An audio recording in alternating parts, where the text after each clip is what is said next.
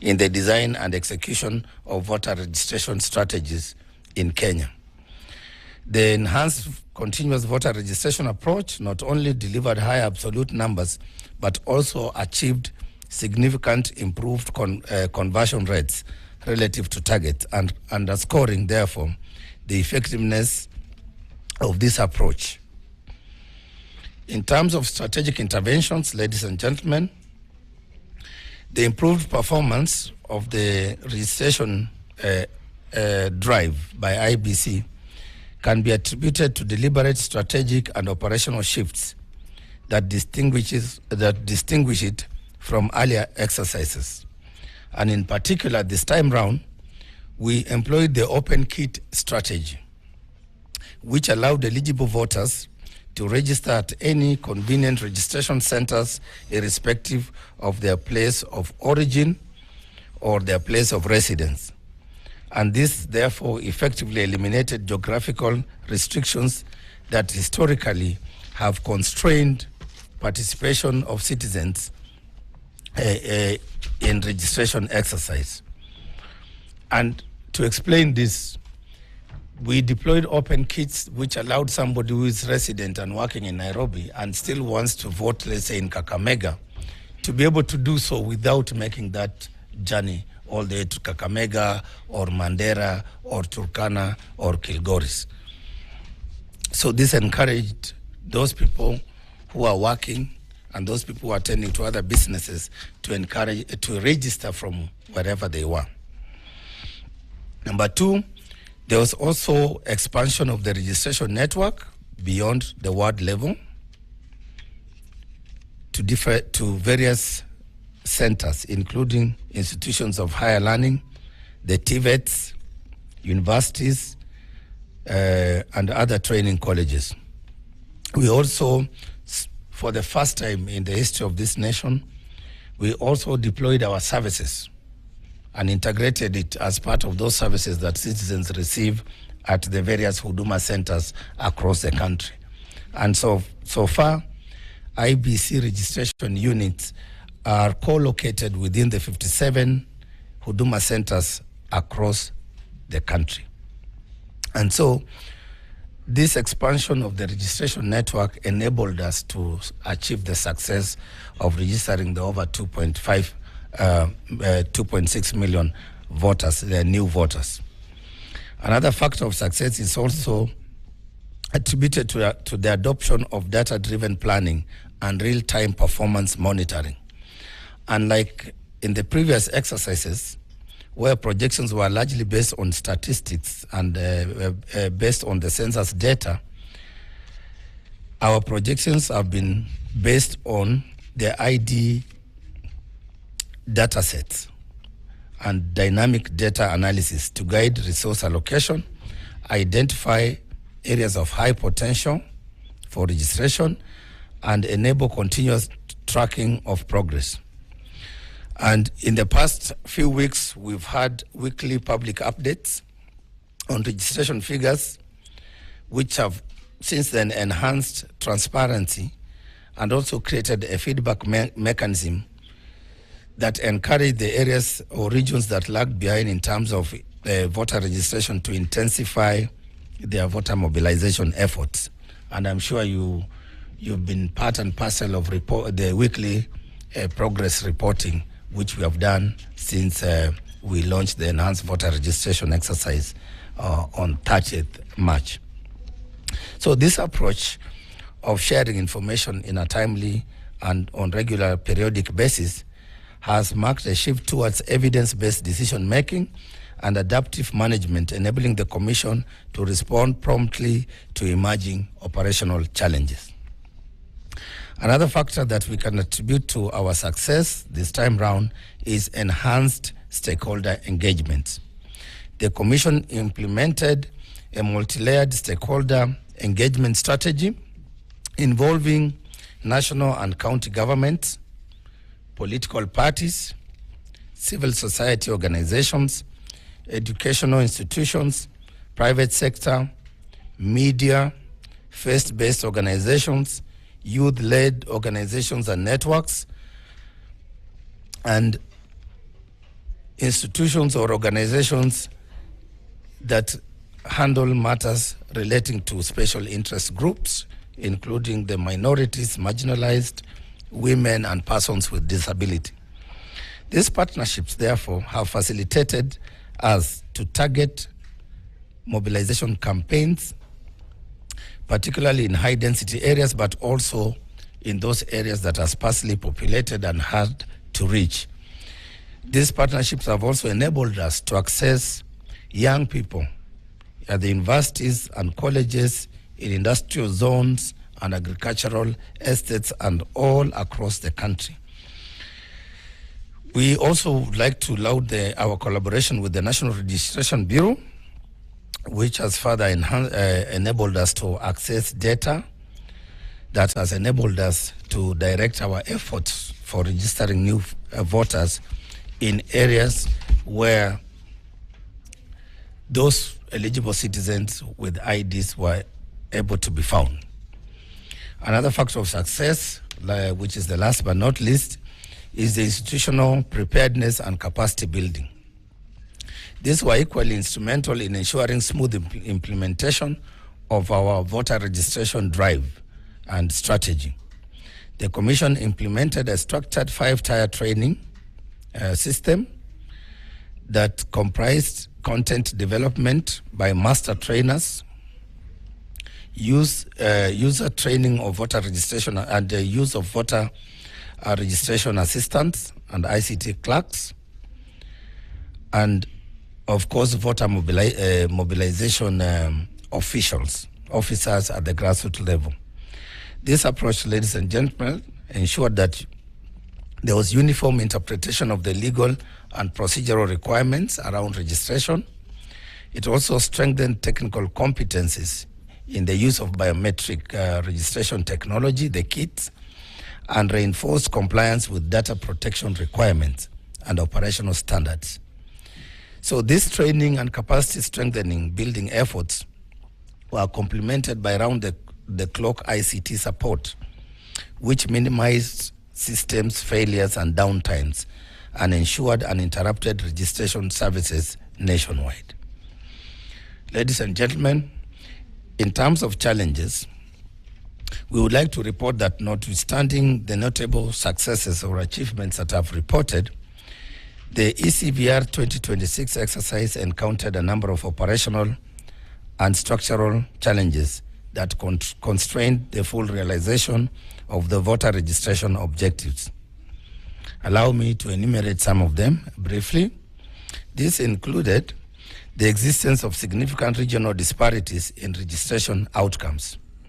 This imbalance is a result of structural barriers, including the vast geographical distances, the sparse populations, limited infrastructure, and socioeconomic constraints in arid and semi-arid areas.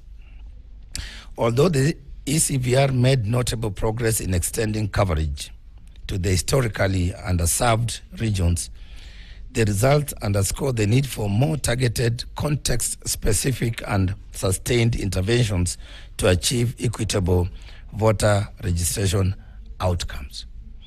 In this, we mean that throughout the 30-day intense exercise, we were able to encounter challenges in some of the regions that are traditionally marginalized and those regions with vast geographical distances.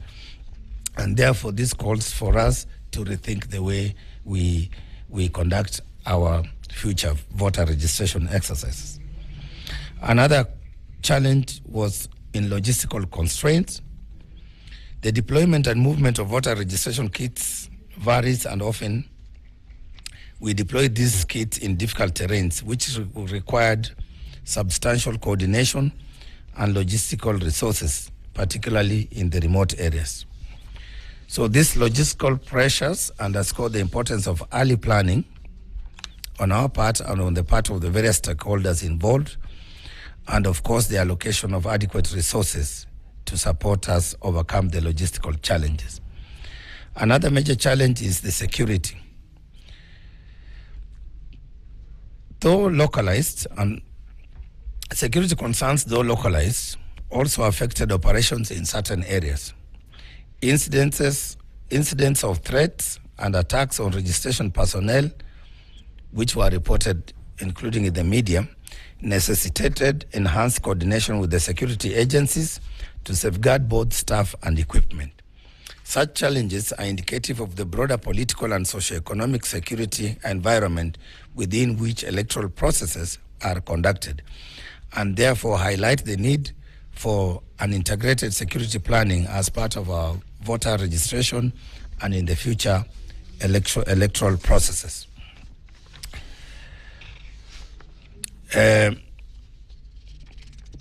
Those were some of the challenges that we encountered as a commission, and I think we have shared with you. But allow us also to laud some of the groups that we need to particularly point out as our heroes during this exercise, especially the last mass voter registration exercise, which we closed on the 28th of April. We would like to thank those who participated one way or another towards the success of this enhanced continuous voter registration exercise. You are our heroes, truly. Particularly, we would like our young people. We would like to thank them, those who are energetic enough, those who came out in large numbers, those who came out with the hashtags like Niko Kadi, those who went out of their way to mobilize themselves, to mobilize the older people, to transport them to our registration centers. We would like to laud the young people of Kenya for making this exercise a success. They proved the cynics, they proved them wrong because they came out unregistered. We also like to applaud our elderly citizens. You know, sometimes we might think we are only registering the young people who have just received their IDs, those who are 18 and above, between 18 and 35. You may be wrong, because throughout this exercise we encountered senior citizens, some over 80 years of age, who had not registered as voters, and we managed to register them across the country. From Shimoni, where we started and where we launched the exercise, Shimoni in Kwale, among the Makonde people, all the way across the country, we encountered elderly people who wanted to be registered and to participate in the democratic processes of this country. And we would like to thank them for coming out and showing that spirit of patriotism.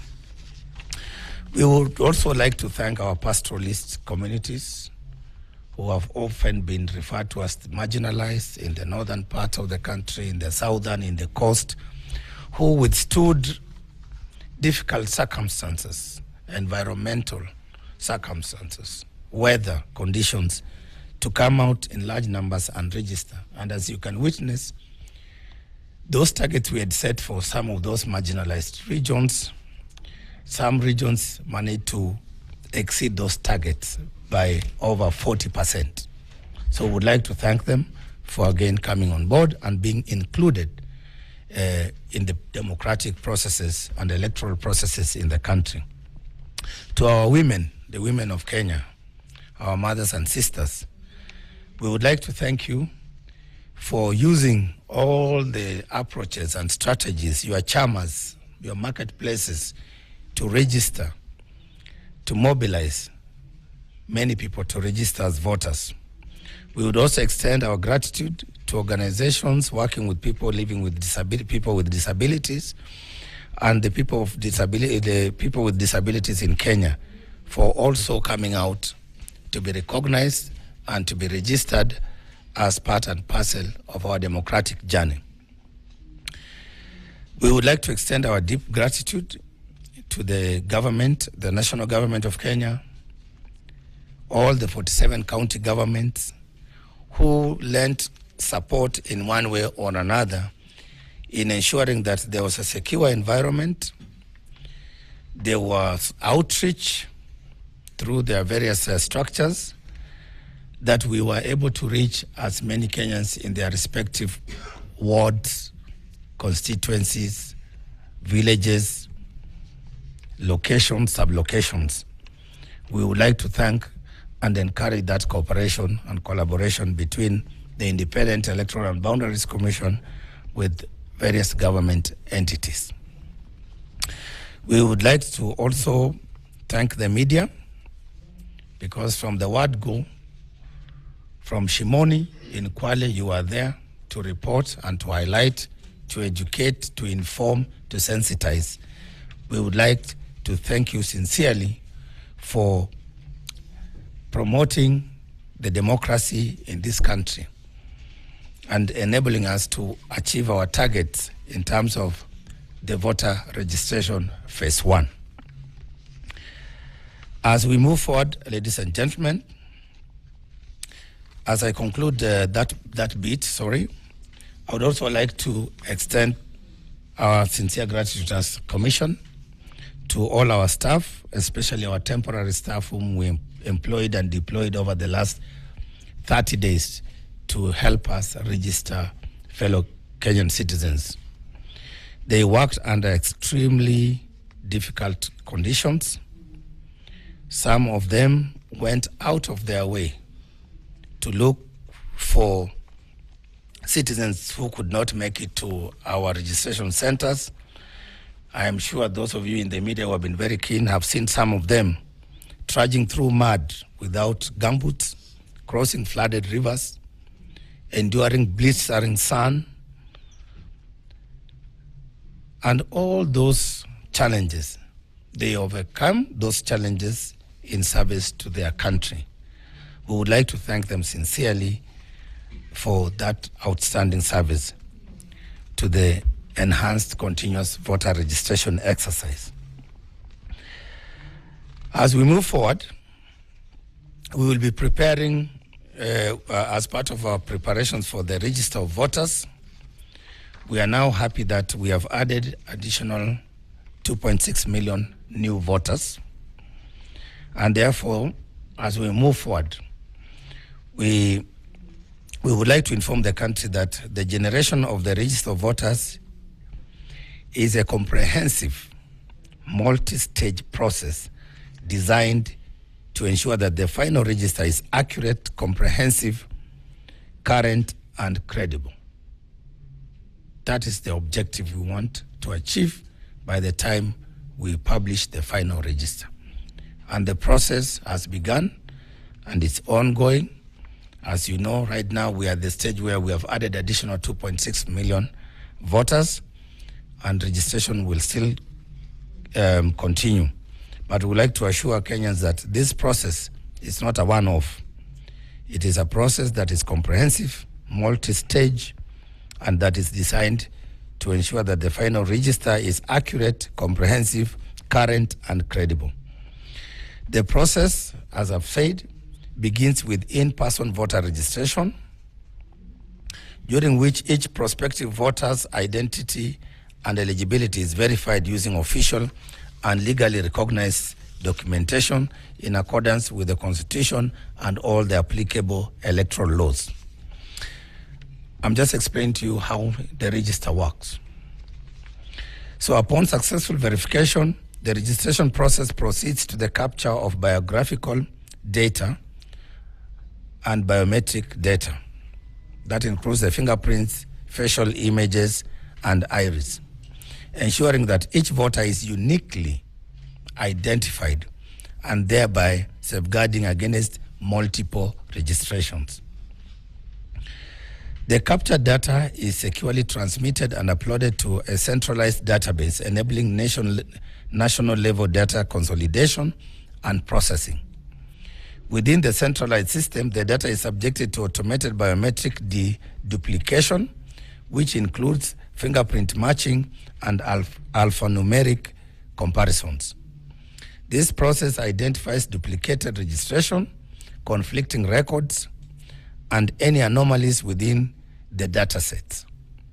All flagged records are subjected to data cleaning, validation, and adjudication.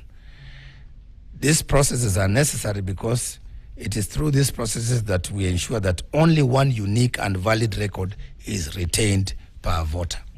So you will not have a situation, by the time we do all this work, you will not have a situation where one person is registered twice, because our system will ensure the duplication is addressed. So that process will further involve, once we do that, we will ensure that only after completion of these processes, that is when we have the validated records that are compiled into register of voters for the last 30 days. So now that we've closed that process of enhanced voter registration on 28, we will go through these processes to ensure that we validate that information. During this period, voters are invited to verify their details and report any discrepancies, which will be subsequently addressed through the claims and objection processes. This public participation stage reinforces transparency and accountability in the voter registration process. The public will further be informed that the public is therefore informed that during this period, the voter verification portal will only carry a voters registration center and not the polling station, which shall be allocated during an election. Equally, the register of voters is then subjected to an independent audit conducted by a qualified independent auditor to assess, among other aspects, the accuracy, completeness, and integrity of the register of voters. Upon completion of the verification of biometric data, audit processes, the register of voters is finalized and certified by the commission. Na bila shaka hiyo ni tume ya IEBC ambayo